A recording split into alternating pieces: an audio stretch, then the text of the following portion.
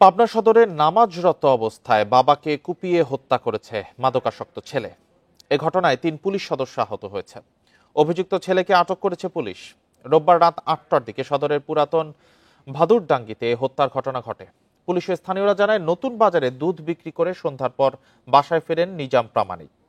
খাওয়া দাওয়া শেষে এশার নামাজ পড়ছিলেন। এ সময় সুযোগ বুঝে দরজা আটকিয়ে হাঁসুয়া দিয়ে কুপিয়ে তাকে হত্যা করে ছেলে মোস্তফা প্রামাণিক। মৃত্যু নিশ্চিত করে ঘর থেকে বের হয়ে নিজেই পাশের রুম আটকিয়ে দিয়ে বসে থাকে। পরে স্থানীয়রা মোস্তফাকে ঘরের ভেতরে তালাবদ্ধ করে রেখে পুলিশে খবর দেয়। পরে পুলিশ এসে মরদেহ উদ্ধার করে। এ সময় অভিযুক্তকে আটক করতে গেলে তার ছুরিকাঘাতে আবু বকর সিদ্দিক, জিয়াউর রহমান ও আবু রায়হান নামে পুলিশের ৩ এসআই আহত হয়েছে। অভিযুক্তকে আটক করে থানায় নিয়ে যায় পুলিশ।